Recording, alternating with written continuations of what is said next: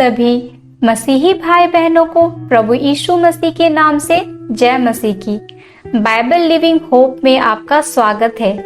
हमारे इस चैनल को देखने के लिए सब्सक्राइब करें और बेल आइकन को जरूर दबाएं, तभी आपको हमारी आने वाली वीडियो का नोटिफिकेशन मिलता रहेगा। मेरे प्रियो, आज मैं आपके लिए बाइबल की पुस्तक से अब्राहम और सारा की कहानी लेकर आई हूँ, जो आपको उत्पत्ति अध्याय 12 से 21 में देखने को मिल जाएगा। आप वहाँ विस्तार से पढ़ सकते हैं। तो चलिए मेरे भाइयों और बहनों, वीडियो को स्टार्ट करते हैं। बाइबल हमें दर्शाती है, यह उस समय की बात है जब अब्राम हरान नामक देश में अपने पिता के साथ रहा करता था। और बाइबल यह भी दर्शाती है कि अब्राम एक धर्मी पुरुष था जो यहोवा परमेश्वर को मानने वाला था। अब्राम की एक पत्नी भी थी जिसका नाम सारा था। फिर एक दिन यहोवा परमेश्वर ने अब्राम से कहा कि तू अपने देश और अपने कुटुंबियों और अपने पिता के घर को छोड़ उस देश में चला जा जो मैं तुझे दिखाऊंगा। प्रियो, इस जगह ध्यान दे। उस समय अब्राम के पिता तेरह की मृत्यु हो चुकी थी और अब्राम अपनी पत्नी और अपने भतीजे लूत के साथ रहा करता था। तब परमेश्वर ने अब्राम से कहा, तू ये जगह छोड़, जहां मैं तुझसे कहूँ वहां चला जा। और अब्राहम से परमेश्वर ने यह भी कहा, मैं तुझसे एक बड़ी जाति बनाऊंगा और तुझे आशीष दूंगा और तेरा नाम महान करूंगा और तू आशीष का मूल होगा। जो तुझे आशीर्वाद दे मैं उसे आशीष दूंगा, जो तुझे कोसे मैं उसे शाप दूंगा और पृथ्वी के सारे कुल तेरे कारण आशीषित होंगे। हालेलुया। इस प्रकार परमेश्वर ने अब्राहम से वाचा बांधी, उस एक बड़ी जाति का मूल पिता बनने का। प्रियो, सदा स्मरण रखिए, यहाँ इस वचन के आधार पर जो वाचा परमेश्वर ने अब्राहम से बांधी है, वही वाचा हम पर भी बनती है, क्योंकि अब्राहम को परमेश्वर ने विश्वासियों का मूल पिता ठहराया है। तो जो भी हमें आशीषित करता है, परमेश्वर भी उसे आशीष देता है। जो कोई हमें व्यर्थ कोसता है, तो उसे परमेश्वर की ओर से श्राप का सामना करना पड़ता है।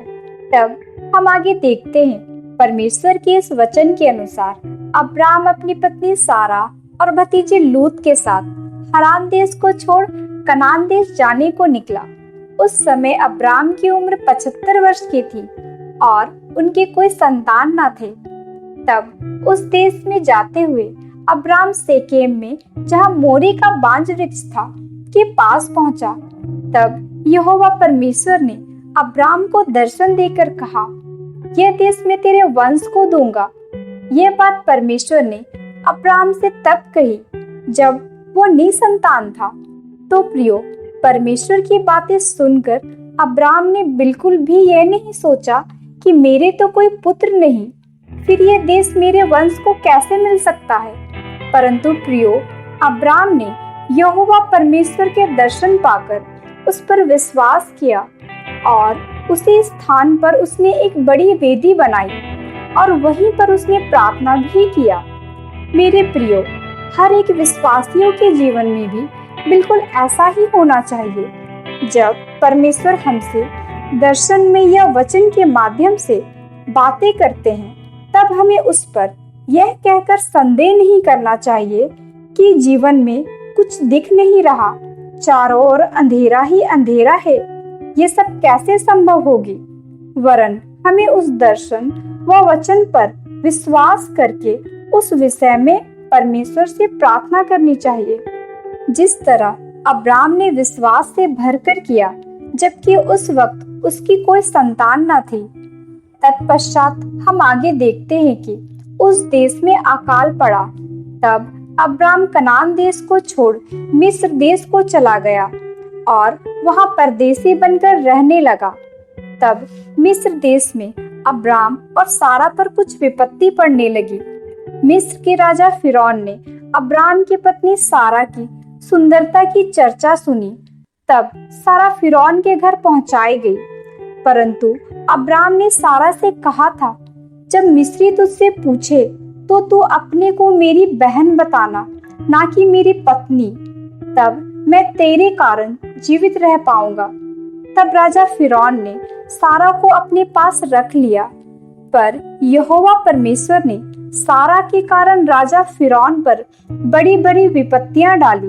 तत्पश्चात राजा को मालूम हो गया कि सारा अब्राहम की बहन नहीं बल्कि उसकी पत्नी है और वे दोनों परमेश्वर के धर्मी जन हैं। इस कारण राजा फिरौन ने अब्राम और उसकी पत्नी सारा को छोड़ दिया और उनकी कुछ हानि नहीं की।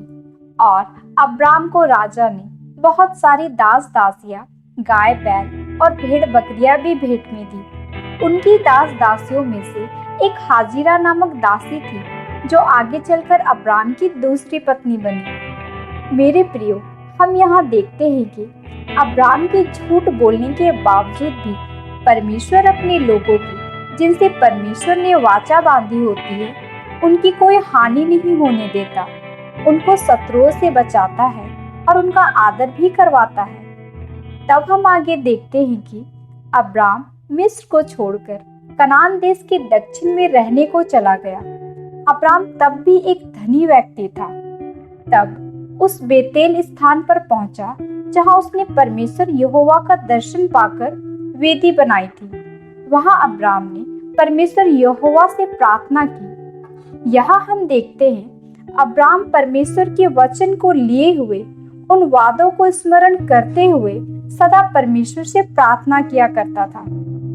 तत्पश्चात हम आगे देखते हैं अब्राम और उसके भतीजे लूत के चरवाहे में कुछ झगड़ा हुआ। इस कारण अब्राम और लूत दोनों अलग अलग हो गए, जिसको आप विस्तार में अध्याय 13 में पढ़ सकते हैं। आगे हम देखते हैं बाइबल दर्शाती है कि अब्राम का भतीजा लूत अब्राम से अलग होकर सदोम व अमोरा देश में रहने को चला गया, पर अब्राम उसी स्थान में रहा जहां परमेश्वर ने दर्शन दिया था। तब परमेश्वर यहोवा ने फिर अब्राहम को दर्शन देकर कहा, आंखें उठाकर देख, जिस स्थान पर तू खड़ा है वहां से जितनी भूमि तुझे दिखाई देती है, उन सबको मैं तुझे और तेरे वंश को युग युग के लिए दूंगा। मैं तेरे वंश को पृथ्वी की धूल की किनकों के समान बहुत बढ़ाऊंगा, यहाँ तक कि कोई भी पृथ्वी की धूल की किनकों को गिन सकेगा, वही तेरे वंश को भी गिन सकेगा। हालेलुया। अर्थात इतना बड़ा वचन देने की वाचा परमेश्वर ने अब्राहम से की जो गिना भी नहीं जा सकता था, जबकि उस समय अब्राहम की कोई संतान न थी। मेरे प्रियो, हमें इस बात पर ध्यान देने की आवश्यकता है कि जब कुछ भी ना दिखाई पड़ता हो, तब भी हमें परमेश्वर के वचनों और वादों को सदा स्मरण रखते हुए, उन पर विश्वास करते हुए परमेश्वर से प्रार्थना करना ही एक सच्चे विश्वासी की निशानी होती है, जैसा अब्राहम वहां कर भी रहा था। तब हम आगे देखते हैं कि जब अब्राम 99 वर्ष का हो गया, उस वक्त अब्राम का हाजिरा के द्वारा एक पुत्र उत्पन्न हुआ जिसका नाम इस्माइल था। मगर परमेश्वर ने अब्राहम से जो वाचा बांधी थी, वो न कि अब्राम और हाजिरा के पुत्र से, बल्कि सारा और अब्राम के पुत्र से, जिसके द्वारा अब्राहम का वंश बढ़ता। यहोवा की वाचा अब्राम और सारा से उत्पन्न संतान से थी, मगर इस्माइल अब्राम और हाजिरा से उत्पन्न हुआ संतान था, जो कि वाचा की संतान नहीं थी, बल्कि खुद की जन्माई हुई संतान थी, जो परमेश्वर की इच्छा में नहीं थी। तब परमेश्वर ने अब्राम से दर्शन में कहा, मैं सर्वशक्तिमान ईश्वर हूँ, मेरी उपस्थिति में चल और सिद्ध होता जा। मैं तेरे साथ वाचा बांधूंगा, तेरे वंश को अत्यंत बढ़ाऊंगा। तब अब्राम मुंह के बल क्षमा और पश्चाताप के साथ गिरा, क्योंकि उसने हाजिरा के साथ विवाह कर उससे एक पुत्र उत्पन्न किया था, अपनी पत्नी सारा के कहने पर। तब परमेश्वर ने अब्राम से कहा, मेरी वाचा तेरे साथ बंधी रहेगी, इसलिए तू जातियों के समूह का मूल पिता ठहरेगा, और अब से तेरा नाम अब्राम नहीं बल्कि अब्राहम होगा, क्योंकि मैंने तुझे जातियों के समूह का मूल पिता ठहराया है। फिर परमेश्वर ने अब्राहम से कहा कि तेरी जो पत्नी सारे है, उसको तो अब से सारे ना कहना, उसका नाम सारा होगा, क्योंकि वो आशीषित जाति की मूल माता ठहरेगी। हालेलुया। एक दिन अब्राहम मरमे के बांज वृक्ष के बीच अपने तंबू के द्वार पर बैठा हुआ था। तब वहां 3 पुरुष उसके सामने आ खड़ा हुए और उन्हें देखकर अब्राहम मुंह के बल गिरा और दंडवत किया और उनसे विनती की कि हमारे यहाँ ठहरे। फिर अब्राहम ने उनके लिए उत्तम से उत्तम भोजन का प्रबंध भी किया। तब उन पुरुषों ने अब्राहम से पूछा, सारे कहाँ हैं? अब्राहम ने कहा, वो तंबू के भीतर है।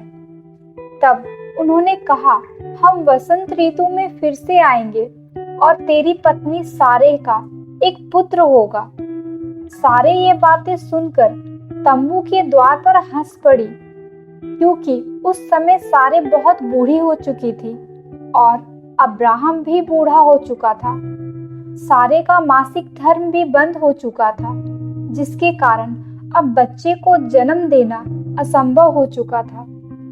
तब यह देखकर कि सारे हंस पड़ी है, उन पुरुषों ने कहा, सारे क्यों हंसी?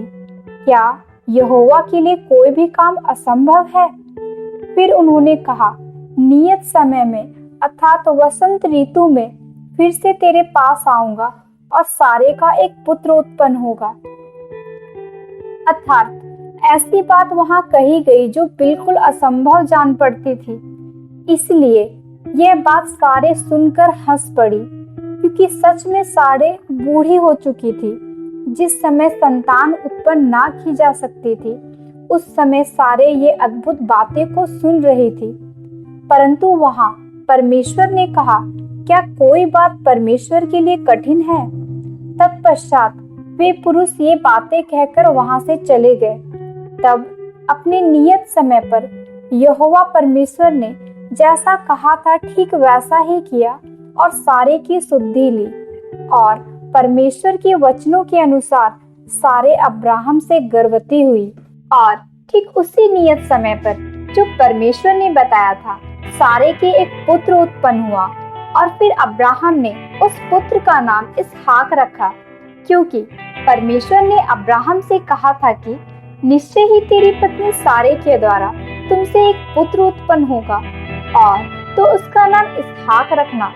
इसलिए उसका नाम इसहाक रखा गया, एक खुशी के रूप में। हालेलुया। और फिर अब्राहम ने परमेश्वर की आज्ञा के अनुसार 8वें दिन इसहाक का खतना करवाया। और बाइबल हमें यह भी बताती है, जब इसहाक उत्पन्न हुआ तब अब्राहम 100 वर्ष का था। तब फिर सारे ने कहा, परमेश्वर ने मुझे प्रफुल्लित किया है और देखो, मुझे बुढ़ापे में एक पुत्र उत्पन्न हुआ है। हालेलुया। जो सारा अपने बुढ़ापे में पुत्र उत्पन्न होने की बात सुनकर आश्चर्य करती थी, अब वही सारा अपने पुत्र को देखकर परमेश्वर का धन्यवाद करती है।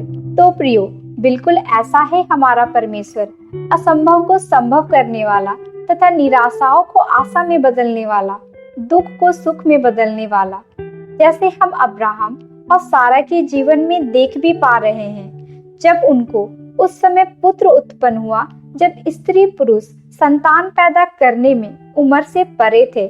प्रियो, इस वाक्य से हम यह सीखते हैं कि जब कोई भी बात असंभव हो या कुछ भी ना दिख पड़ रहा हो या परिस्थितियां बिल्कुल भी विपरीत क्यों ना हो, तब भी यदि परमेश्वर ने हमसे वादा किया है, हमसे कोई वाचा बांधी है, तो याद रखें, वह वादा, वो वाचा जीवित परमेश्वर का है, ना कि कोई मनुष्य का, जो पूरा ना हो सके। पर यह वादा जरूर पूरा होगा, क्योंकि यह वादा सर्वशक्तिमान सृष्टि के कर्ता परमेश्वर ने बांधी है, जिसका कोई समय सीमा नहीं, जिसका कोई उम्र नहीं, जो सर्वदा जीवित रहेगा। वो असीमित परमेश्वर है। वो अपने वादों को नियत समय पर जो उसने निर्धारित की हो, वो उसे अवश्य पूरा करता है, क्योंकि वह असंभव को संभव करने वाला, निराशा में आशा उत्पन्न करने वाला, निर्जल भूमि पर मेंह बरसाने वाला परमेश्वर है। बस हमें उसके वचनों और वादों को लेकर सदा विश्वास से परिपूर्ण होकर प्रार्थना करनी चाहिए। चाहे देरी हो तब भी हमें आशा नहीं छोड़नी चाहिए।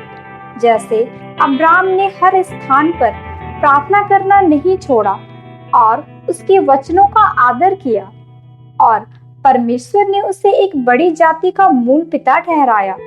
अर्थात जहां हमारी सोच समाप्त होने लगती है, वहां से परमेश्वर की सोच का आरंभ होता है, क्योंकि उसकी सोच और हमारी सोच में जमीन आसमान का अंतर है। बस हमें धीरज और विश्वास के साथ परमेश्वर को वादों को स्मरण रखते हुए सदा प्रार्थना करनी चाहिए और हमेशा उसके वादों पर विश्वास करना चाहिए। तभी हम एक सच्चे विश्वासी कहलाएंगे और विश्वास के पिता अब्राहम के सच्चे संतान कहलाएंगे, जिसका वादा परमेश्वर ने अब्राहम से किया था। हम उसी वादे के संतान हैं और हम इस कारण विश्वासी भी ठहरे। हालेलुया। आशा करती हूँ यह वीडियो आप सभी को समझ आया होगा। परमेश्वर आप सभी को पवित्र आत्मा से परिपूर्ण करे। यदि आप चाहते हैं इस वीडियो को सुनकर दूसरे भी आशीष पाए तो इसे जरूर शेयर करें, क्योंकि हमारे प्रभु यीशु मसीह की यही इच्छा है। आप सभी को जय मसीह की। धन्यवाद। Praise the Lord.